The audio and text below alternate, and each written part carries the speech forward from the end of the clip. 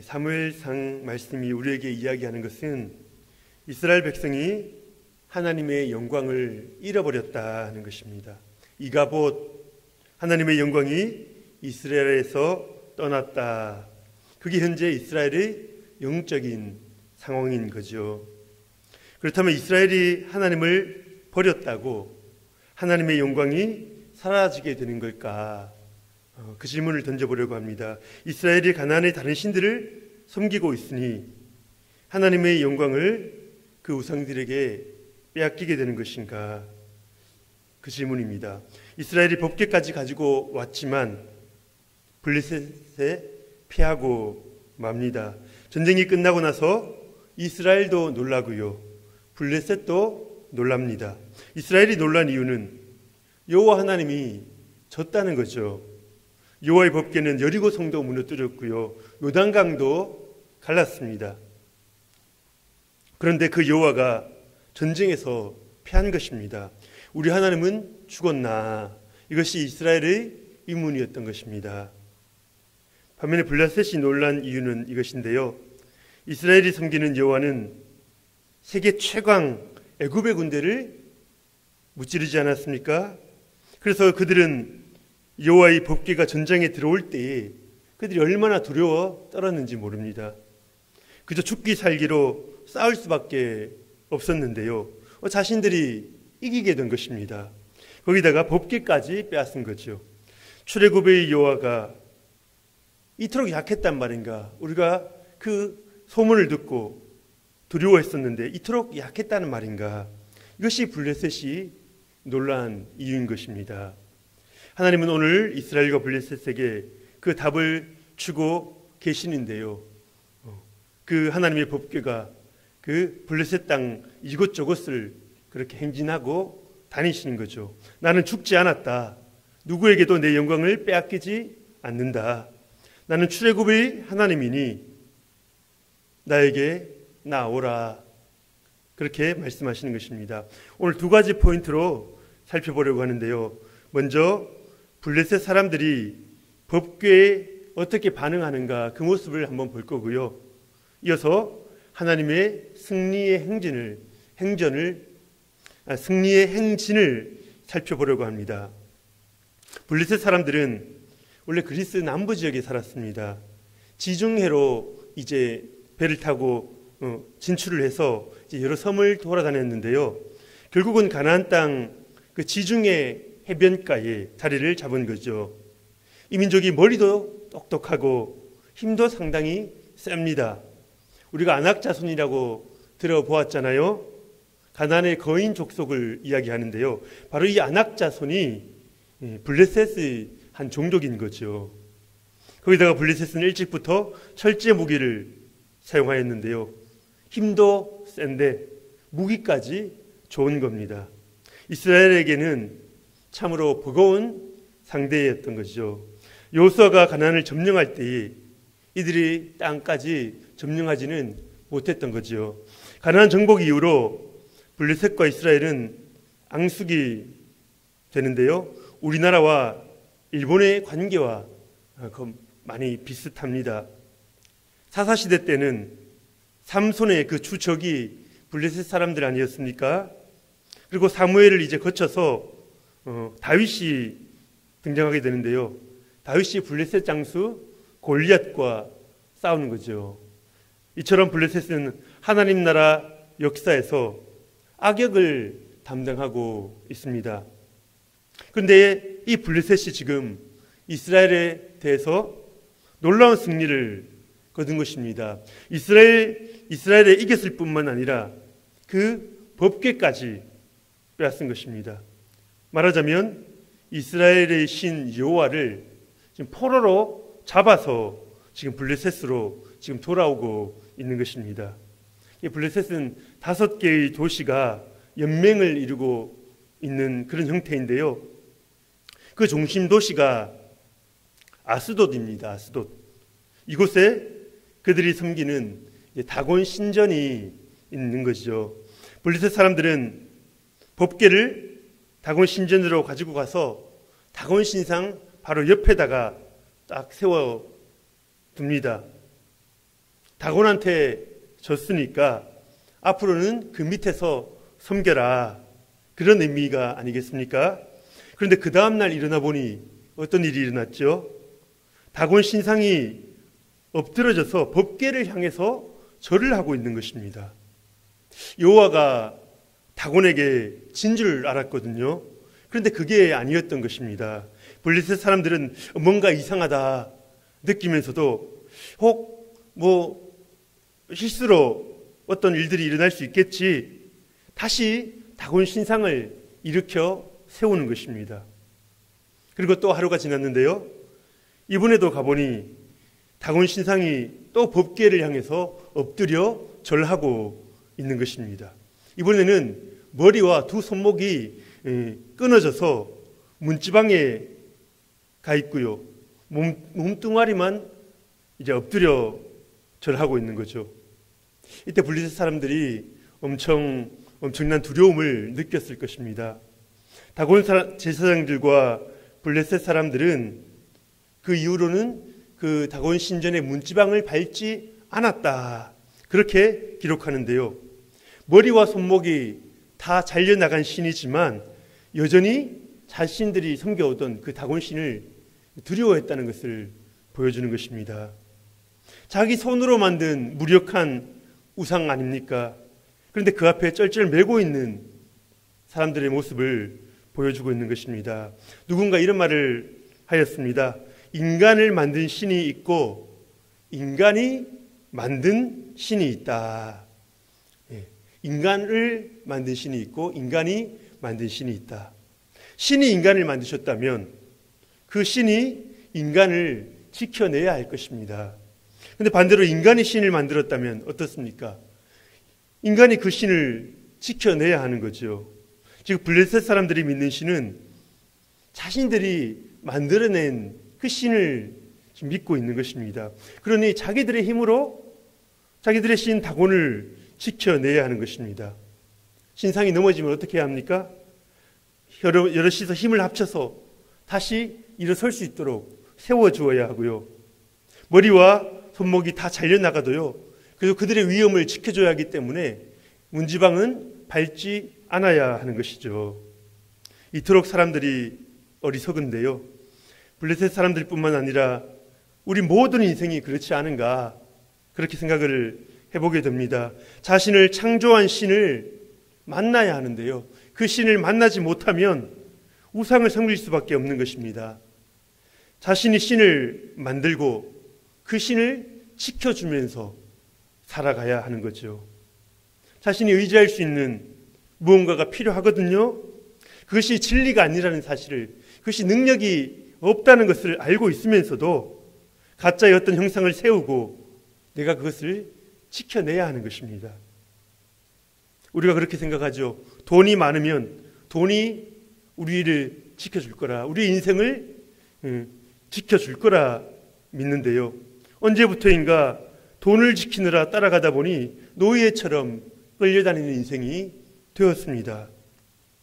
힘이 있으면, 힘만 얻으면 그것이 나를 지켜줄 줄 알았는데 그 힘을 지키느라 내가 끌려다니고 있는 것이죠. 우리 성도님들이 섬기고 있는 다곤은 무엇입니까? 말씀에 걸리는 게 있어도 이건 어떻게 해서라도 나는 이것은 해야 한다, 이것은 내가 양보하지 못한다, 그런 것이 있다면 그게 바로 다곤입니다. 나는 없다, 나는 그런 것 없어. 아닙니다. 생각해 보시기 바랍니다. 다곤이 우리를 지켜주는 것 같지만요, 우리가 다곤을 지키느라 고생하게 되는 거죠. 내가 뭐 때문에 고생했는가 생각해 보면 내가 뭘 우상으로 섬겼는가 알 수 있을 것입니다.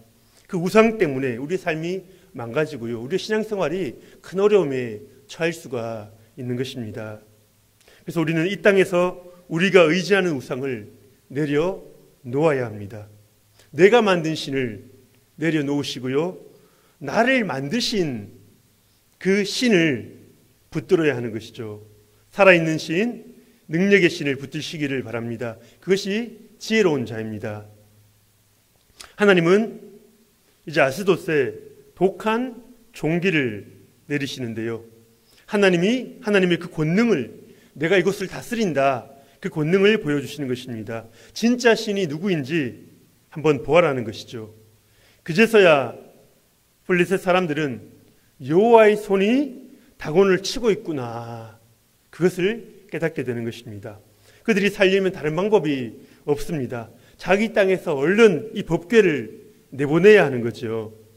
그래서 5도시의 그 방백들이 모여서 회의를 하는데요. 오늘 8절 말씀을 보면, 이에 사람을 보내어 블레셋 사람들의 모든 방백을 모으고 이르되 우리가 이스라엘 신의 궤를 어찌하랴 하니 그들이 대답하되 이스라엘 신의 궤를 가드로 옮겨가라 하므로 이스라엘 신의 궤를 옮겨갔더니, 회의 결과가 무엇입니까? 5도시 중에 가드라는 곳으로 이번에는 법궤를 옮기자는 것입니다. 다곤 신상이 지금 잘려지고 법궤를 향해서 지금 엎드리지 않았습니까? 그리고 독한 종기가 이 아스돗 지방을 휩쓸고 있습니다. 그렇다면은 빨리 법궤를 내보내는 게 맞거든요. 그것이 조금이라도 어려움을 막을 수 있는 방법 아니겠습니까? 그런데도 이들은 법궤를 가드로 옮기자, 그렇게 회의를 한 것입니다. 구약 히브리어 성경을 그리스어로 번역한 70인경이 있는데요. 거기서는 이 부분을 가드 사람들이 자청해서 우리가 여호와의 법궤를 가지고 가겠다, 데려가겠다, 그렇게 말하고 있습니다. 왜 그랬을까 하는 건데요. 자기 신이 이스라엘 신에게 굴복했다, 그것을 인정하기 싫은 것입니다. 아스돗은 무너졌지만 우리는 더 세다. 우리는 더 세다. 우리는 이길 수 있다. 여기는 좀 더 실질적인 이유가 있는데요. 이 가드 사람들은 거인족이었다고 그렇게 기록이 되어 있습니다. 여호수아 11장 22절 말씀을 보시면, 이스라엘 자손의 땅에는 아낙 사람들이 하나도 남지 아니하였고 가사와 가드와 아스돗에만 남았더라, 그렇게 기록합니다. 우리가 잘 아는 골리앗도 가드 사람이고요. 그 동생 라흐미도 성경에 용사로 나오거든요. 이 사람도 가드 사람입니다. 가드는 아직까지 정복당한 적이 없는 요새와도 같은 강한 성읍이었던 것입니다. 그래서 그들은 자신만만했던 거죠. 자신들이 최고로 강하다, 이 여호와의 법궤 센 줄 알았는데 별로 안 세네, 우리가 싸워서 이길 수 있다, 그렇게 생각을 한 거죠. 여호와와 한판 붙어 보자는 것입니다. 하나님께서 가장 싫어하시는 자가 누구인지 아십니까? 교만한 자입니다. 교만한 자. 자기 힘과 지혜를 믿고, 그거 다 하나님이 주신 거거든요. 그런데 자기 힘과 지혜를 믿고 하나님과 대결을 하겠다고 덤비는 자들이죠. 그런데 우리 속에 이런 마음이 다 있는 것입니다. 하나님이 싫어하시는지 알면 하나님 분명히 자녀인 우리들에게 말씀해 주시거든요. 성령을 통해서 우리에게 메시지를 주십니다. 하나님 싫어하시는지 알면 내가 포기하고 방향을 바꿔야 합니다. 그런데 우리가 어떻게 합니까? 그냥 내 고집대로 가겠다는 것입니다. 내가 고개 숙이기가 싫다는 거죠. 내 자존심 내려놓기 싫다는 것입니다. 교회 안에서 우리가 자존심 내려놓기가 참 쉽지가 않은 것 같습니다. 우리들이 아닌 것 같지만 내 목소리가 더 힘이 있어야 한다. 내가 저 사람보다는 더 인정받아야 하는데, 우리가 가드 사람들처럼 덩치도 있고 힘 있는 자들이 교회 안에 있지 않습니까? 자신이 최고가 되지 않으면 도대체 견딜 수가 없는 거지요. 그러니 혹 다른 힘 있는 자가 나타나게 되면 가만히 있을 수가 없는 것입니다. 이쪽으로 한번 와봐라. 나랑 한번 붙어보자는 것입니다. 누가 센지. 하나님께서 가드 사람들에게 어떻게 하십니까? 오늘 9절 말씀을 보시면, 그것을 옮겨간 후에 여호와의 손이 심히 큰 환난을 그 성읍에 더하사 성읍 사람들이 작은 자와 큰 자를 다 쳐서 독한 종기가 나게 하신지라. 아스도세서보다도 더욱 강력한 심판이 지금 임하고 있습니다. 심히 큰 환난을 더하셨다. 작은 자와 큰 자를 다 치셨다. 누구 가리지 않는 것입니다. 하나님께서 지금 교만한 자를 치고 계시는 거죠. 하나님께서 교만한 자들을 결코 가만히 두시지 않습니다. 왜냐고요? 하나님의 전공이 교만한 자들을 깨뜨리시는 것입니다.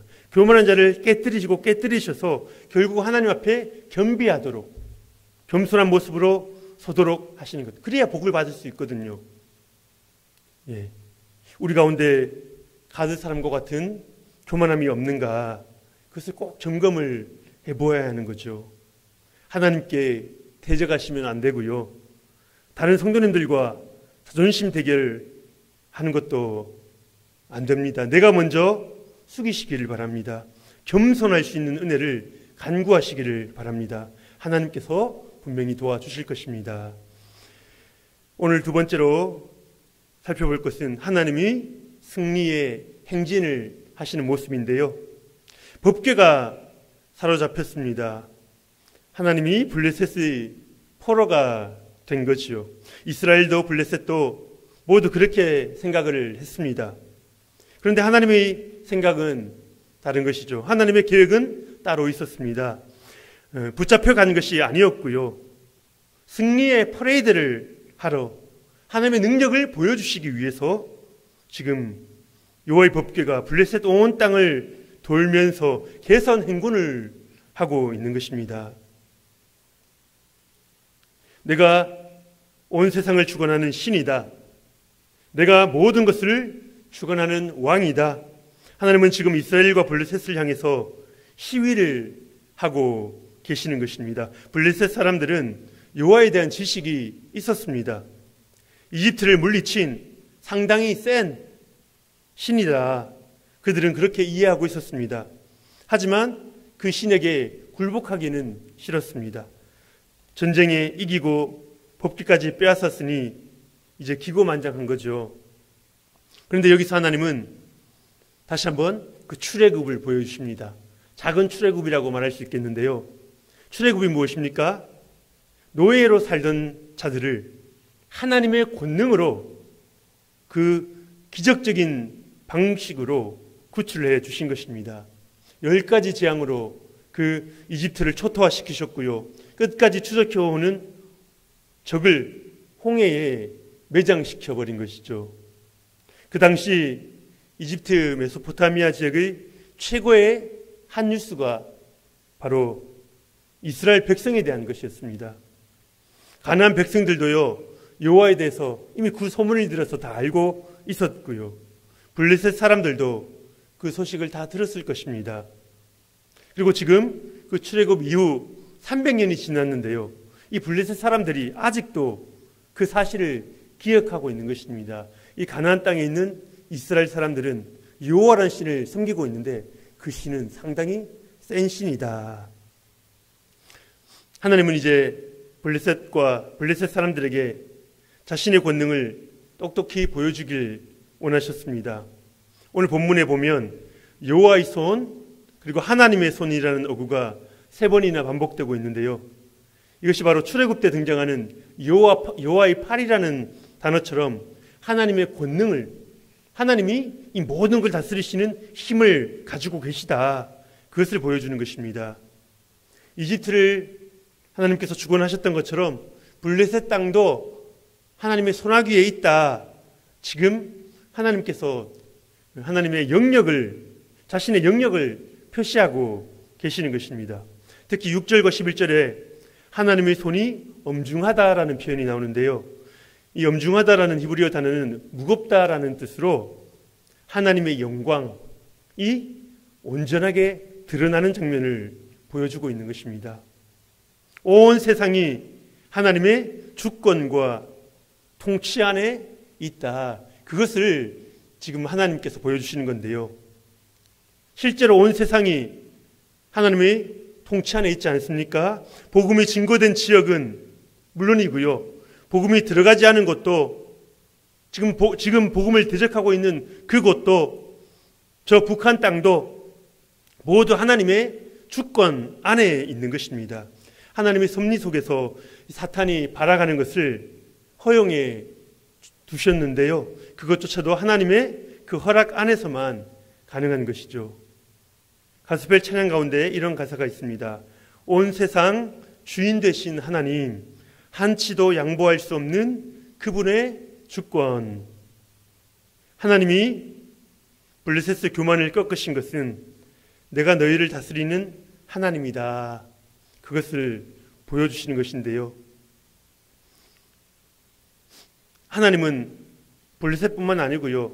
시대를 따라서 하나님이 세상을 다스린다는 것을 보여주십니다. 계시해 주십니다. 하나님은 이집트 바로에게 10개의 재앙을 내리지 않았습니까? 그리고 천사를 보내서 아수르 사내립 군대 18만 5천 명을 하룻밤에 처리하셨죠. 바벨론의 느부갓네살이 교만해졌을 때에 7년간 짐승처럼 풀을 뜯으면서 그렇게 살도록 하셨습니다. 이집트, 아수르, 바벨론 이 나라들은 그냥 작은 나라가 아니고요. 당시 세계 최강대국 제국이었습니다. 이 왕들에게 얼마나 큰 영광과 위엄이 있었겠습니까? 하지만 하나님은 그 교만한 자들을 하나하나 치시고 하나님의 영광과 위엄만이 드러나도록 하나님이 이 온 세상을 다스리심을 볼 수 있도록 하셨던 것입니다. 그래서 이사야는 하나님을 이렇게 소개하였습니다.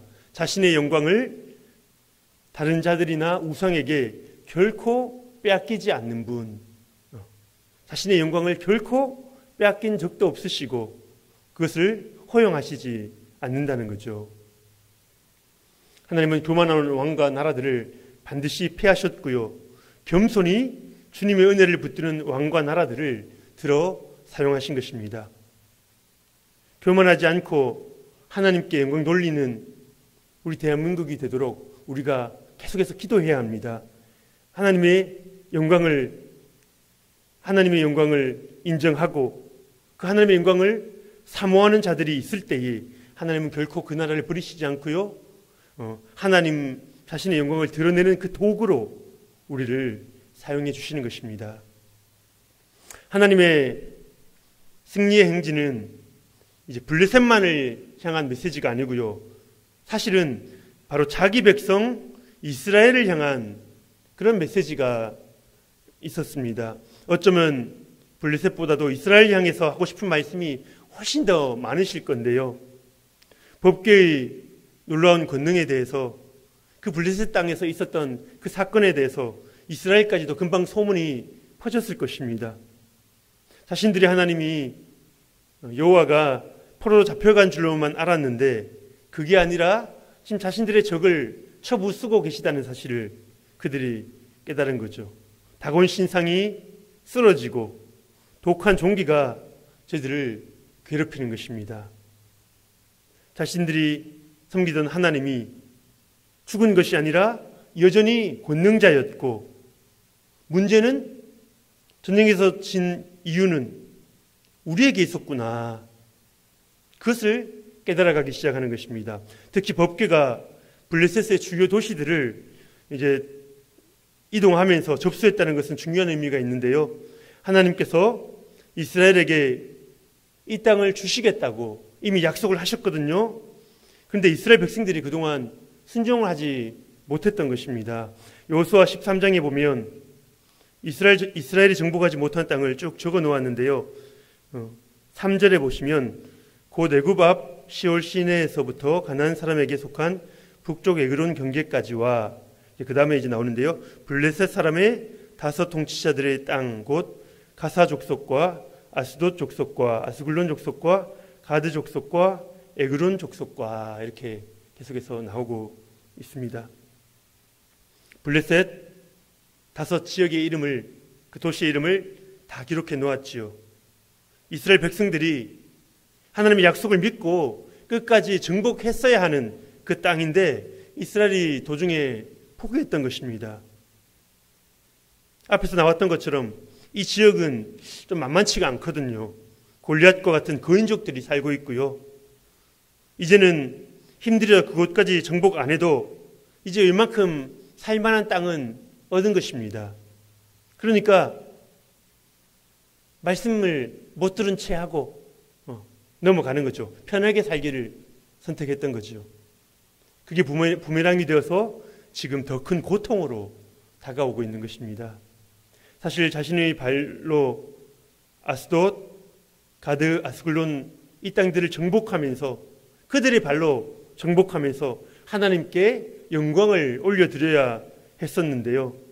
지금은 하나님 홀로, 하나님 법궤 홀로 지금 승리의 행진을 하고 있는 것입니다. 이걸 보면서 이들이 깨닫는 거죠. 아, 내가 하나님 말씀에 순종하지 않았구나. 자신들의 모습을 되돌아보게 되는 것입니다. 우리가 하나님 말씀에 순종하지 않았구나. 우리 편한 대로만 살아왔구나.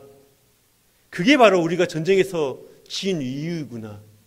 하나님의 법궤가 블레셋 땅으로 건너가야만 했던 이유이구나. 하나님의 그 마음을 조금씩 알아가기 시작하는 것입니다. 우리가 안악 자손을 두려워할 필요가 없었는데 우리가 순종만 했다면 지금 저 블레셋을 돌고 있는 저 법궤의 놀라운 권능, 하나님의 그 권능이 우리와 분명히 함께 했을 텐데 이스라엘 백성들은 후회하면서 자신들이 불순종했던 그 모습을 되돌아보게 되는 것입니다.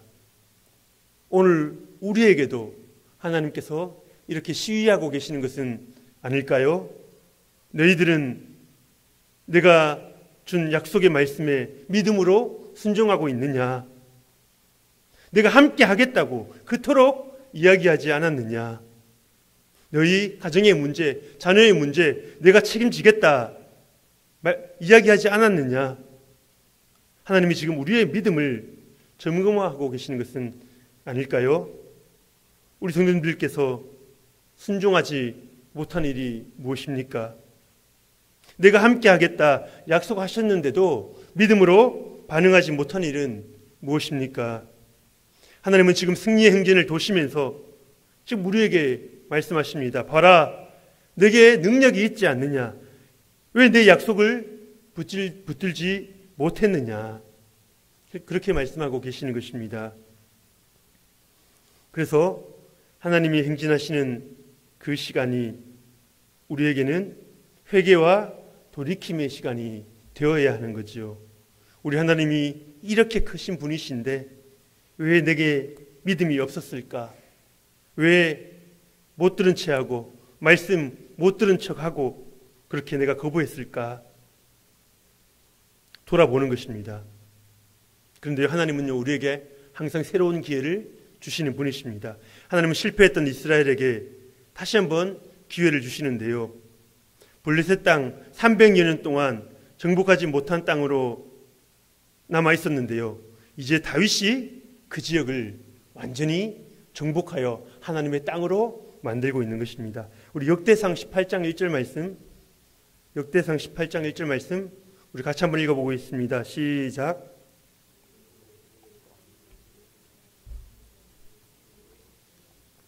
블레셋 사람의 손에서 가드와 그 동네를 빼앗고, 우리가 한 구절만 보았는데 다윗의 이야기를 보면 군데군데 블레셋의 모든 지역들을 점령한 그 모습을 보여주고 있습니다. 가드, 지금 교만한 모습으로 그 안악 자손들이 살던 그 지역 지금 다윗이 온전히 빼앗았다는 것을 보여주고 있는 것이죠. 하나님의 마음에 합한 왕, 하나님의 약속을 믿고 나가는 거죠. 믿고 나간 그 다윗에게 그 당공불약과 같은 그 성을 허락해 주셨던 것입니다. 안악 자손의 도시 가드를 완전히 점령하게 되는 거죠.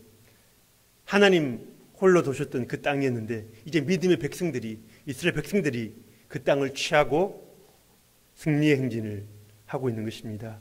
하나님께서 오늘 우리에게 다시 한번 기회를 주신다, 다시 한번 기회를 주겠다 말씀하고 계십니다. 너희 발로 밟는 모든 것을 주시겠다고 말씀하십니다. 가서 취하시기를 바랍니다. 가서 점령하시기를 바랍니다. 믿음으로 취하는 저와 여러분이 될 수 있기를 예수님의 이름으로 축복합니다. 우리 눈에는 여전히 두려워 보일 수가 있는데요. 학업도, 직장 생활도, 결혼도, 결혼 생활도, 건강도, 자녀도 하나님의 법궤가 이미 점령한 땅입니다. 믿으시기 바랍니다. 하나님께서 이미 권능을 보여주신 땅입니다. 그 하나님을 믿는 우리들이 나아가 취하면 되는 것입니다. 하나님께서 도와주실 것입니다.